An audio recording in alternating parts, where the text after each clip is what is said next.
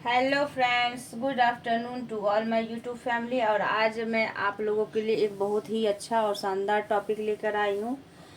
मेरा टॉपिक आज का है बालक के विकास की अवस्थाएं। मैंने बाल विकास के बारे में बताया था कि बालक का विकास जो हमारे जन्म पूर्व से लेकर प्रौढ़ावस्था तक होता है। तो इस अवस्था में कौन सी स्टेज आती हैं, आज मैं उसके बारे में आप लोगों को जानकारियाँ देना चाहती हूँ। मैं आप लोगों को जानकारी दूंगी कि बालक के विकास जो जन्म से पूर्व से ही शुरू हो जाता है और ये स्टेज प्रौढ़ावस्था तक रहता है। तो मैं आपको यहाँ पे मैं लिखी हूँ, लेकिन मैं मौखिक रूप से आपको बहुत अच्छे तरीके से समझाने की कोशिश करूँगी कि बालक के विकास के कितने स्टेज हैं और इस स्टेज में क्या क्या होता है, क्या क्या एक्टिविटियाँ आती हैं, क्या क्या परिवर्तन आती हैं। तो ये सब मैं आपको कवर करवाऊँगी। सबसे पहला अवस्था होता है प्रसव पूर्व, pre nature stage. Pre nature stage मतलब होता है कि जब हमारा 9 महीने या 280 दिन का, 9 महीने से 280 दिन। प्रसव पूर्व मतलब क्या कि जन्म से पहले की अवस्था। यह माता के गर्भधारण से शुरू होता है यह अवस्था। प्री मतलब यही हो गया कि जन्म से पूर्व की अवस्था होती है। जन्म से पूर्व की अवस्था को ही प्री नेचर स्टेज बोला था। इस अवस्था में जो भी डेवलपमेंट होता है, जो भी विकास होता है, माता के गर्भ में ही होता है। दूसरा अवस्था होता है शिशुअवस्था, इन्फेंसी स्टेज। इन्फेंसी स्टेज जन्म से लेकर 5 साल तक का होता है। शिशुअवस्था हमारा जन्म से 5 साल तक की अवस्था को बोला जाता है इन्फेंसी स्टेज।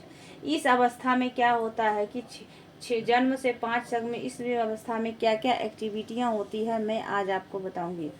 इस अवस्था में शिशु पूर्ण रूप से माता पिता पे निर्भर रहता है, या अपनी जो भी इसके कार्य हैं, अपना काम है, जैसे कि खाना खाना, रोना, ये खाना खाना, कपड़ा पहनना, या कोई भी चीज़ के लिए इसे रोना पड़ता है, अपने माता पिता पे निर्भर होना होता है। पोटी साफ करना, नहाना धुलाना, ये सारे चीज़ इसके माता पिता ही करते हैं। तो 6 जन्म से 5 वर्ष तक के जितने भी क्रियाएं होती हैं, जो डेली रूटीन की होती हैं बच्चों की, वो जो होती हैं शिशुअवस्था के अंदर आती हैं 5 साल के अंदर। और ये इस स्टेज में बच्चे माता पिता पे निर्भर होता है, वह अपने पे आत्मनिर्भर नहीं होता है, ये दूसरे पे निर्भर होता है। उसका व्यवहार मूल प्रवृत्तियों पर आधारित रहता है। उसका जो व्यवहार होता है, मूल प्रवृत्तियाँ मतलब होता है रोना। कोई भी चीज़ के लिए अगर भूख लगा तो रोएगा, हंसेगा, किसी को देख के मुस्कुराएगा, ये सारी उसकी मूल प्रवृत्तियाँ होती है। इसी को वो सिंबल दे दे के अपने कार्य, अपने माँ को सिंबल के रूप में दिखाएगा और वो इस तरीके से अपनी एक्टिविटी से उसको कार्य को कराएगा। जैसे भूख लगा तो वो रोने का सिंबल देगा, अपनी मूल प्रवृत्तियाँ उसकी यही रहेगी। वो हंसेगा, मुस्कुराएगा। तो इस अवस्था में ये अपनी मूल प्रवृत्तियों को ज़्यादा आधारित रहता है। इस अवस्था में जिज्ञासा होती है। 6 से 5 साल की अवस्था में जिज्ञासा की अवस्था भी कहा जाता है, क्योंकि इसमें बच्चे के अंदर बहुत सारे प्रश्न उठते हैं, प्रश्न आते हैं कि बच्चे को कुछ भी न, सारे कुछ जो भी वो देखता है सब कुछ उसके लिए न्यू होता है। कुछ भी देखेगा उसके मन में वही क्वेश्चन आएगा, ये क्या है, व्हाट दिस, ये क्या है, ये क्या है। सभी चीज़ों के बारे में वो पूछेगा, अपने परिवार के बारे में पूछेगा, वो कौन है, वो कौन है। बाहर जाएगा, बाजार जाएगा तो उसे नई नई चीज़ें दिखेगी तो वो पूछने की इच्छा रहती है, उसे जिज्ञासा रहती है जानने की। तो इस अवस्था में जो है जानने की अवस्था काफ़ी रहती है। तीसरा है, इस अवस्था में आत्म प्रेम की भावना होती है। आत्म प्रेम की भावना होता है फीलिंग ऑफ सेल्फ लव होती है, सेल्फ लव। इसमें बच्चा खुद से प्यार ज़्यादा करता है, या अपने चीज़ों को दूसरे से नहीं बांटना चाहता है। माँ बाप को चाहता है कि सिर्फ हमसे ही प्यार करे, दूसरे से प्यार ना करे। दूसरे से अगर करता है तो बच्चा उसको गुस्सा आ जाता है। तो सेल्फ लव इसमें ज़्यादा होती है। इसके खिलौने की आयु भी कहा जाता है। इसमें बच्चा अनुकरण के द्वारा सीखता है। इसमें बच्चा जो है अपना जो भी लर्निंग होता है वो अनुकरण से होता है, दूसरे को सुन के ही करता है। अगर माँ उसे माँ सिखाएगी तो माँ, पापा सिखाएगी पापा, तो जो हम उसको बोलेंगे वही वह सीखेगा। तो इस अवस्था को अनुकरण की अवस्था कहते हैं।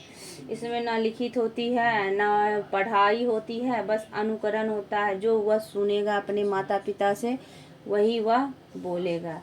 इसे अंतार्किक चिंतन की अवस्था भी कहते हैं।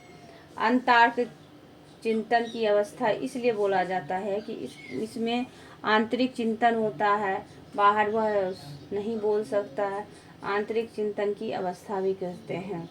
बाल्यावस्था, चाइल्डहुड स्टेज 6 से 12 वर्ष। चाइल्डहुड स्टेज को 6 से 12 वर्ष की अवस्था को बाल्यावस्था कहते हैं। यह अवस्था बहुत ही खतरनाक होता है।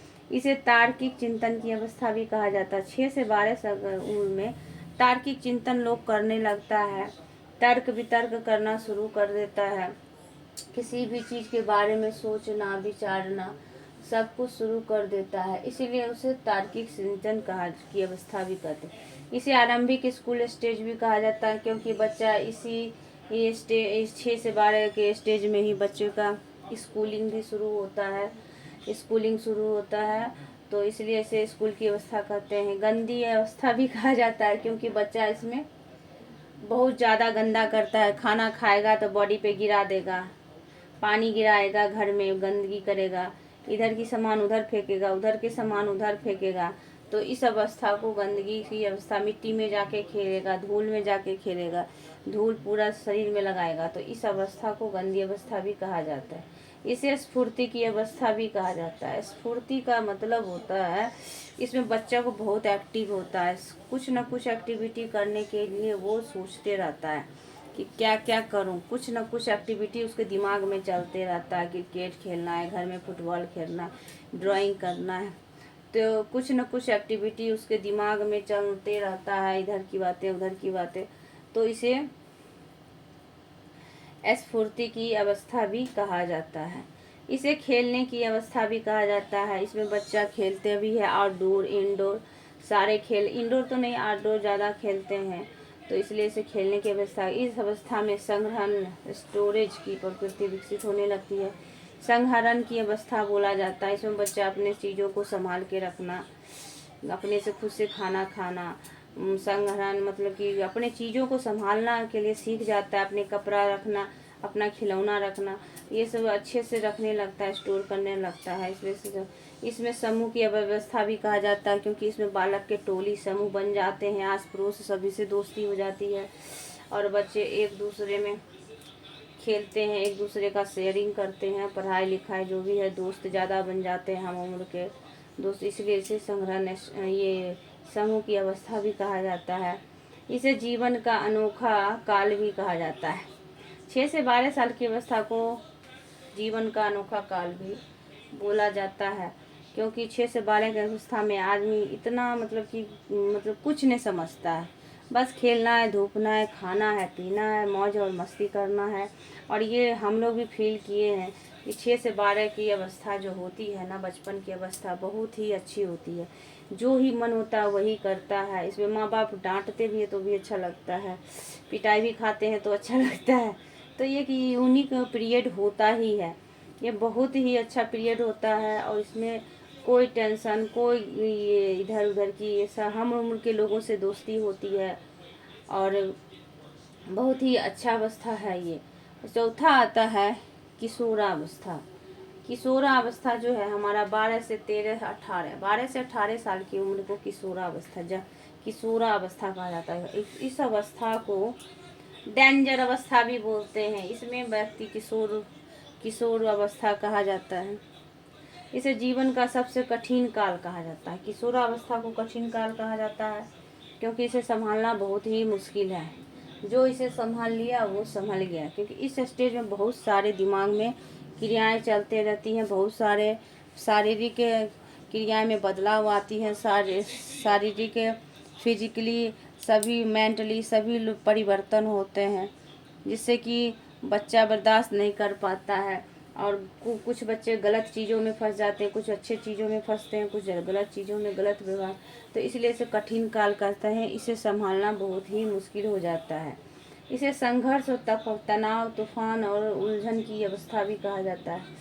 संघर्ष, तनाव, तूफान, ये तूफान की अवस्था इसलिए बोला जाता है, इसमें शारीरिक फिजिकली और मेंटली दोनों परिवर्तन काफ़ी तेज़ी से होता है किशोरावस्था में, और इसे संभालना बहुत ही मुश्किल है। बहुत सारे दिमाग में तनाव चलते हैं, उलझनें चलती हैं, जिसके कारण इसे उलझन की अवस्था, तनाव की अवस्था, संघर्ष की अवस्था कहा जाता है। इसमें विषम लिंगी आकर्षक होता है। इसमें जो है ना विषम लिंगी का आकर्षक मतलब कि लड़की को लड़का के प्रति, लड़का को लड़की के प्रति आकर्षक होता है, जबकि बाल्यावस्था में सेम लड़का को लड़का से ही दोस्ती होता है। लेकिन किशोरावस्था में विषम लिंगी अपने से अपोजिट लिंग वालों से ज़्यादा अट्रैक्शन होता है। इस अवस्था को स्वर्णकाल की अवस्था कहता है, गोल्डन पीरियड भी बोला जाता है इसे। इस अवस्था में वीर पूजा हीरो का पूजा किया जाता है। हीरो का पूजा में कि जो भी हमारा फेवरेट है, हम लोग भी जो मेरा फेवरेट रहता था कैलेंडर छाप के घर में लगा देते थे, तो इसलिए इस अवस्था को वीर की पूजा भी कहा जाता है। इस अवस्था में बच्चे अमूर्त चिंतन मतलब मूर्त चिंतन या अमूर्त चिंतन करते हैं, अंदर अंदर सोचते हैं और अपना व्यवहार में परिवर्तन लाते हैं, तो इस अवस्था को अमूर्त चिंतन भी कहा जाता है। इसके बाद आता है प्रौढ़ावस्था जो है हमारा 18 से 45 के बीच में होता है।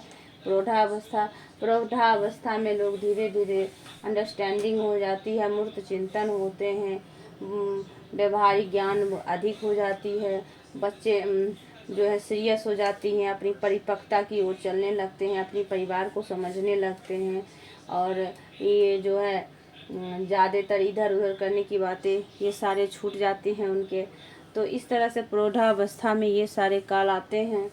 तो इस तरह से मैं बालक विकास की अवस्थाओं को मैंने समझाया है आपको 4-5 स्टेज में, और इस तरह हमारे जीवन में बालक की विकास की अवस्थाएं का रोल है।